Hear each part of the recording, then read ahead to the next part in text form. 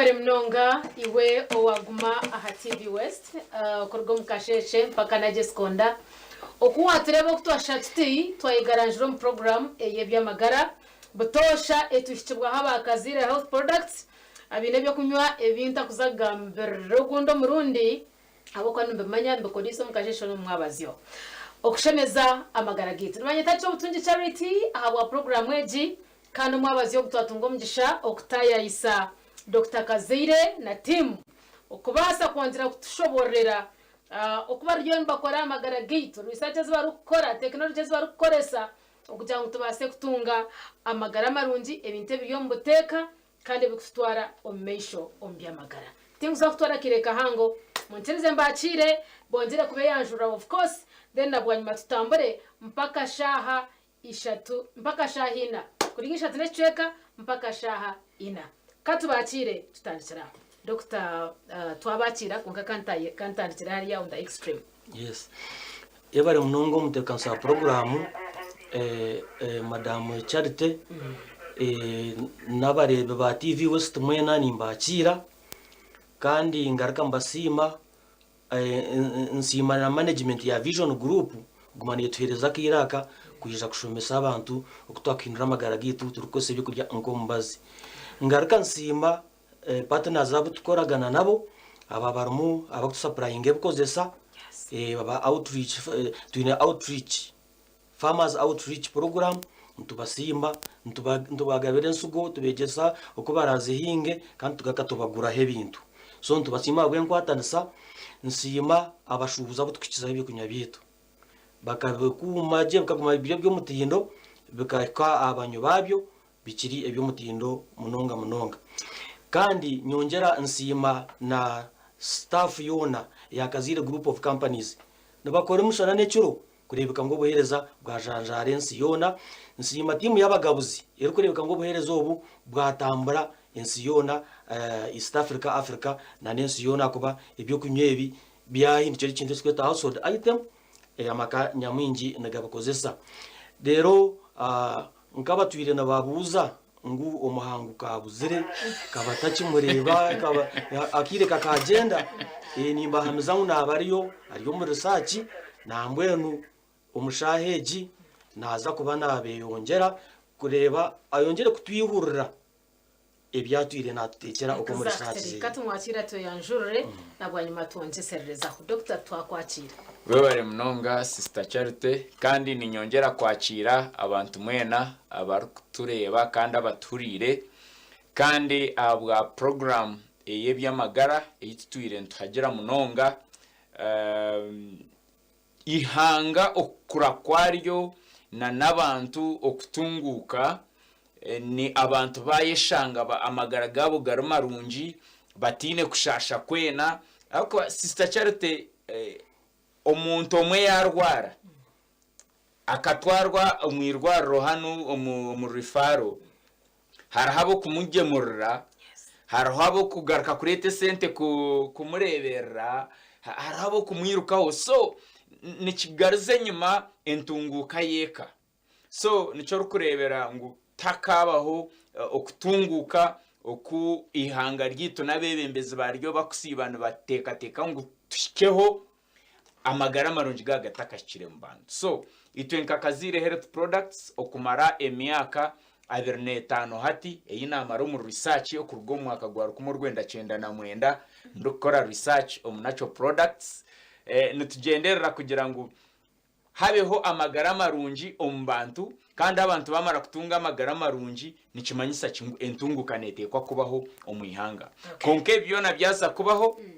notekwa kugira partners so ni nkoku omugabuzi yagambire ninyongera kusima partners bitu omu research nyenda kusima Mbara University of Science and Technology eyitro official partner nabo omu research nyenda kusima ba professors abakutwera mu kutwanda kuchondoza kwegera ngo twongere kwetegereza iki cyakora neki cyako magara go muntu nahabahoki nani nyenda kurwana sendwareji aharurengoru ninyetaga moruchwe then nimbanyine kujiha mu cyo kurya ki then ijuka ngo Kazire group of companies twine Kazire Health Products Limited ejo nekore byo kunywa health products ibitari mu kikusinza cyona ejo mutwire no mujumanya twine Kazire Pharmaceuticals ejo nekore mbazi eje kazarwa Kazire Clinics of Phytotherapy namwe narukuto rukushuma rugazi clinic ejo roho twatwine clinics zukurenga 20 konka twagira ngo tuzite umwanya gumwe tubasike gukora research yitu na no kurango abantu bahwerwa endware zarema amarwaro twabasa kuzuhwera turukoresa teknolojia na science eyo kuruga umbyo kurya nangwa na n'indijo miti eriyo muhanga ryitu kandi nyenda kusima na office ya president na munonga secretariat ya science technology and innovation ahu ndukorera umukaturi aka therapeutics ko nto kubaburire doctor kashe tine kutukagira so ochitino sa president Museveni akatwigura misho munonga nka scientists so projection yitu twachireba kugira ngo Kazire tinkumweta owa Uganda hati at Kazire no wa Africa kandi very soon ningira Kazire naza kuba ryo wensiyona aho ko baturiyo to developing partnerships mu United Arab Emirates Baharabu abaharabu na bamwe abantu abinesete nyingi zona zijwiraho edini yabo neba horsa okushwera abakazi bakazibana abinje abaharabu bingi n'abasilamu kandi binesete nyingi konke byo kurya byaho tubiri birungi so hato mushija wo muharabu yakujya ngo balancing ningashi ajanjaze je rukundo yo wa sister Charity then naneyo ondijo Harima then nano wa Janati then nano wa Sharifa hati tayine kwako basapchikaho okwiyaho yakwataje kazi hati Dr. Wabiri International tumanisa una technology yes. eri international so nanisha bango terezo mu gishogo tubanze twareba technology eyimuru kukoresa tubone turebe haje twigute tumanya ngo bintu bikarga harengo rwo kunyuka aharengo rwo kukama omurabaratore no rugamu kandi technology itukoresa nebuga no mutindo gwensiyo naho kuba tugenderera ku exportinga yes then nko obwa hati Kazire eine factory omuri Tanzania tukuza commissioninga very soon kandi eine na distribution company mu Tanzania nabageta Kaz Trans Logistics Limited kandi turiyo tuzano kuza Zambia so hati Kazire tuwa Uganda Kazire no wa Africa tukunyu kisangaro ejo technology tekakora so kuto kwantokora research science yone turukunganya omunsi zone zinde zikubantuzamu twine mu partners ntutekwa kugereta tugito mu Uganda hati kimwe kitukuza kureba kiri hano omurombarra omurti factory yitu omurombarra city exactly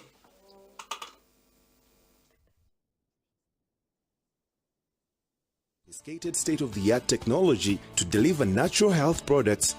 The Kazire high range of nutritious and health drinks are produced using a very sophisticated state-of-the-art technology to deliver natural health products that have continuously improved the health and lives of everyday people. And this begs for the question, how do they do it? The Kazire dream is changing the lives of people and their communities. So that's why our focus, we can import concentrates from India cheaply. And we can produce here some juice things, but it won't suit our vision. It's not one of the goals that can lead us to our vision. So that's why our goal as Kazire Health Products is to see the product from the garden up to the bottom, Ugandan made. The process starts from the farms, where strong links have been built with the farmers who grow the fruits. We want the farmer to farm. And from the farm, it must come to our cold storage. You saw at our reception, fruits arrive, they are washed, then cleaned, then graded, and put in the cold rooms. This lemon keeps fresh inside this cold room because of the temperature. From the cold rooms, they are sorted according to which product that is going to be processed. Take, for example, the Kazire Vid fruit drink. made out of a combination of beetroot, pineapples, hibiscus subdarifa flowers, honey, and rose tea. The final product is a result of a meticulously studied process. So the sugar beets are squeezed with this mechanical process whereby they are loaded on the conveyor, as you can now see. Then they will be squeezed out they will be pulverized. Then with the spiral juicer, the juice will be squeezed out of it. The juice is sent to the refiner, but because the vit juice has another component of rose tea, it's taken through a multifunctional extractor. At the other stage, we were looking at the mechanical extraction, but here we are at the physical extraction. For other products like green tea, like aloe vera, like cactus, you see, you cannot use a spiral extractor to get juice from it. The materials are loaded in this multifunctional spiral extractor to get juice from it. The materials are loaded in these multifunctional extractors, and with the help of steam from our steam generators, then it is flushed into, then like this cactus, once it is cut into smaller pieces, we flash in steam, then the juice will ooze out with all the nutrients and ingredients keeping intact. So from extraction, we got the blending point where it is blended together and taken to a sterilizer. At the next stage, the blended juices are sterilized using milk technology. This is one of the major vital areas for the process of production of Kazire health products. So at this point, it is where juice is sterilized and made aseptic. The juice is brought at a very high temperature of 135 degrees Celsius and cooled instantly to 60 degrees Celsius. For 3 seconds, you notice there is a very huge pump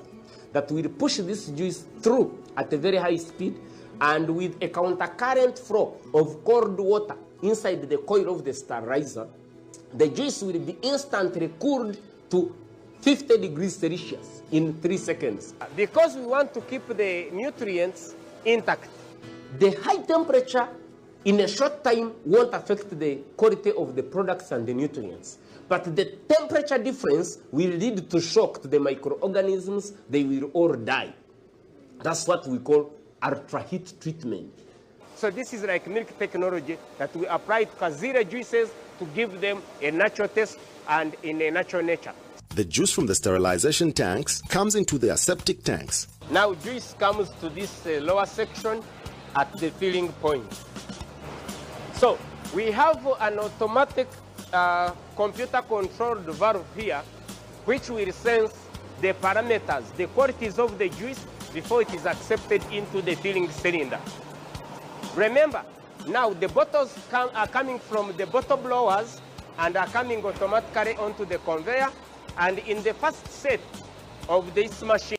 So we have an automatic computer-controlled valve here,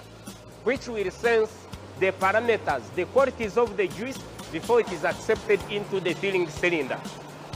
Remember, now the bottles are coming from the bottle blowers and are coming automatically onto the conveyor, and in the first set of this machine, the bottles are being washed for all thorough quality checks. Then after washing, it is filled automatically, but this unit has it is a 3-in-1. It has the bottle washing unit, it has the filling unit, and the capping unit. So they are all inbuilt together for aseptic packaging. Cups are loaded into this cup sterilizer. The cups get sterilized. Then they are loaded in, they cap on automatically, and now as you can notice, juice now comes in here, then it goes through this light check, then it goes into the coolers. After being cooled, then it is put into crates for temperature stabilization. The juice is in the bottles and now only requires branding, coding, and off to the shelf. Among the brands getting ready to grace the shelf is the Kazire Lemon Green Tea. This brand is made of lemon, green tea, and cactus. So as we did more studies, we found the epigallocatechin in the green tea has the apoptosis property. This is a scientific nature in the body whereby if any cancer-causing compound enters your body cells and it penetrates the DNA, then the body will adopt a mechanism whereby that cell will kill itself and get off the system of the body. So when you consume it into your body, now you can see. Now what is going to happen? There is going to be a mechanism in my body called apoptosis. For example, if you eat fried meat, which has been fried with the cooking oil, then there is a cancer-causing compound, very potent, well-known, called 4,5-benzopyrene. It gets into your body. But even if it penetrates your body's fried meat, which has been fried with the cooking oil, then there is a cancer-causing compound, very potent, well-known, called 4,5-benzopyrene. It gets into your body. But even if it penetrates your body cells and you drink Kazile lemon green tea drink, because of the epigallocatechin in it and the D-limonene in it, immediately it will cause that apoptosis mechanism in your body. So you have actually healed yourself of cancer of 1 minute in your body. That's why it comes logical and intuitional that food is medicine. After the branding and coding, the products are wrapped into cartons and laid on the pallets, ready for the market. And labeled further to stand a shelf life of more than 6 months on the shelf, and when it is able to deliver nutritional health values. So that is the major secret for Kazire, from the garden naturally to the factory, then to the bottle, then on the shelf to the consumer.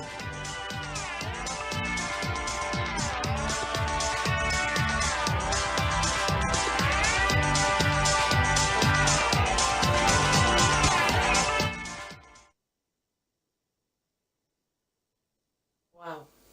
God made man, God made Edward Kazire. Ebyoma byo twabireba, processes twazireba, Yes. konkora ujungu rwaba rwingi. Mwagira ngo numbanza mwabiteka byayosya. Zahar 135 degrees Celsius.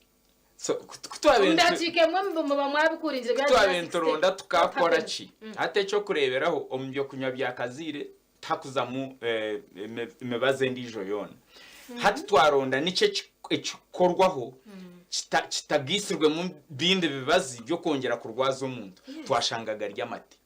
hako amate wanda kunaga mwe ndijo mbaza nigaza kufa so twacondoza twashanga ngo ntubasakoresa technology y'amate konka tugireto mu juice then hati juice yitu egume eyinebirisa byona ebyo kuba bijihangirwemu ko kubantu gikamura konka nko kuwareba buri kintu twantuza kukikamura hariho mu ruco yiturukuronda hariho akabaza kwa kutwenda so twantu so akakabaza kutwenda ntuza kuronda tukorese cyoma ki ekirukihamu so nchero kora twine byoma ebirukamura birukunyiga eshande karugamo so nkena nasi emicungwa endumu ebyo byona twantu bikamura ntubinyiga za beetroot ntubinyiga juice shore konka hati kutukuza nka majani nkarza kaktasi nkaza na nabundo bushaka ubwo kushanga ngo obundi ntubwiho mbahinji tubwana kabwoma so ntwenda kubucencura kujegena obubazo uri obutukuronda bwayomere hataho ntekwa koresa ebibyinde byome buwarebe biringwa abashomereho ka science akace ntukwata technology ya succinate extraction succinate extractor ogwa karyo munya science then kuzobwenge bwe tubureta tubuta arurengo rwa industry nkuko abantu oreba so hati ebyona nkabishoma muri China konkanate kwa kubireta mu Uganda umwaka gwe 2018 so twaguma tukuza technology yeji kandi na government yatwera aho kuba obwiro obwo ebyome byo bikabiba bitariho umushoro gona cyatwanguhira kutandika ikorero kakamutindo amafarma agwaga umwareba nyenda nsime government hati nko muri Masindi twineyo ekaze zirukwenda kwike 20 kandi government ekazitwa kugira ngo twongere kanyisa ejemisiri twamazire kushobora government muntu tungira obutare mu Kongo turiyo tuyigura obutare mu Tanzania turiyo tuza Zambia ubukitinisa President Museveni ya twa oburyo bwo kwatagana n'ekitongoro cya Uganda Investment Authority kugira ngo hakuba ekitekateko cye ni Umunya-Uganda uriyo no twara chaheru echo uriyo no guzayo ukaretera Uganda sente buzaho mu kwiha products zona kugira ngo muye mu juice twine n'abashubuzi twine abahingi binji abo turukoragana nabo hati nkamajyani ntugihazigara biturutu empanga za kabare zone jo biturutu yimukurebamu yona nene ijo mu factory yitanu yo mu rutumbarra kandi obwe turiyo tutebekana sa turiyo tuzakombeka factory ndijo nyacharra kandi ejiyo negendera kugira ngo tuza kutanka kongera kutware ibintu omdicweke bya West Africa hamwe n'abaharabu so twayombekire mikago kandi abaharabu betekatekire kugure cyo kunywa cyitwe cya Kazire Power Tonic akabane betagaga mani umushijomwe kuza kureberera bakazabana ngo bona babeje nibetage cyo kunywa cyitwe cya Kazire Power Tonic so haticho cyabire cyo mutindo gwensi yona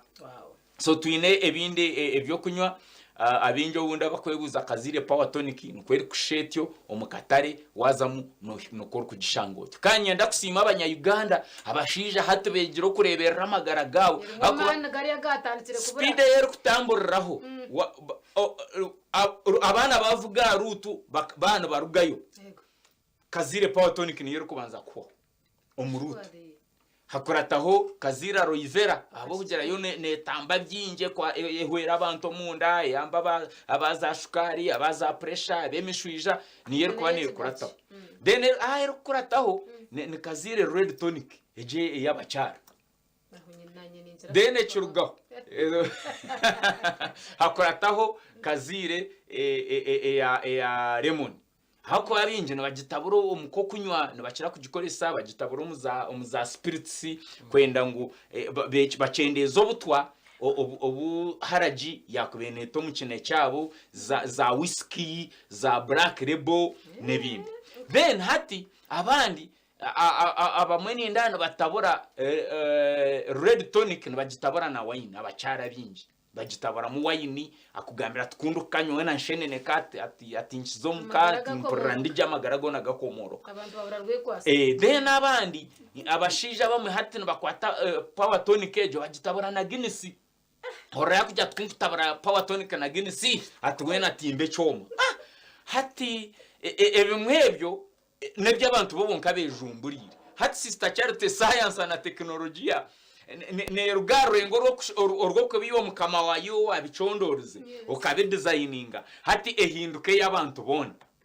abakubana bakoresa yes abakubana bakoresa product sezo bemanyira mu ibindi bintu byo mutano byebihama byabo dino kuba kuzikozesa so hati twenka Kazire ekitukujonanwa no kuranga twahamye ogwo mutindo kandi demand kwe kubane yongera twongera kukanyisa abahinji abo turukoragana nabo twongera koragana na government kujya tutunge amataka mahango ago kushanjukiraho tutakusindika abantu dero eco naco kitwongire amani kandi na nense zindi eziriyo nzitobutare ziriyo nzituretera ruyare kukura nka company kandi nabwe nkihanga hako bateki tuturetire miromo yitwabantu yayeyongera so ombugufu science na teknolojia tino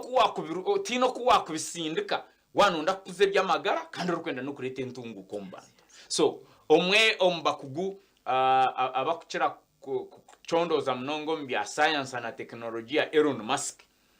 buri izoba wareba na hata nayongera kujumbura no momba giga bakukiza yesento munsi yone abagiga nkaba Bill Gates na hata bakigezaho kuchondoza kurunda akakora ki kureba ngo teknolojia yongera kwera amahanga gayongera kukura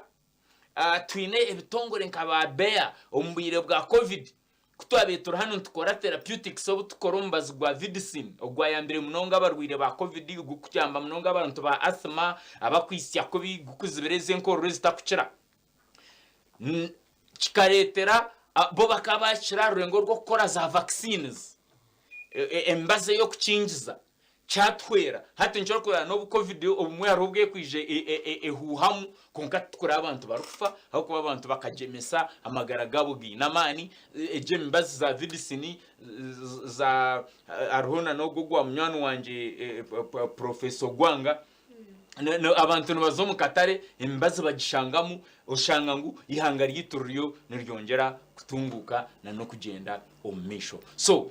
Sister Charity ikintu cha science Arsaton ejo ne yambaba arsas so muntu no gwako yashira kutana keshagama yashira ko bakubi kare tukaba bakaba batwegesa arsas tuzikira konka ubwenobe bakugira ngo nyo magnesium yonka zikazita kubasa kucira ko magnesium tine tekutine mangu kutuze kironda konka okakabaza ka arsaton twakakoze tukakakorombishaka ebyina mangu ko mureberonda byo munda so karyo mu pharmacies zono bwa hati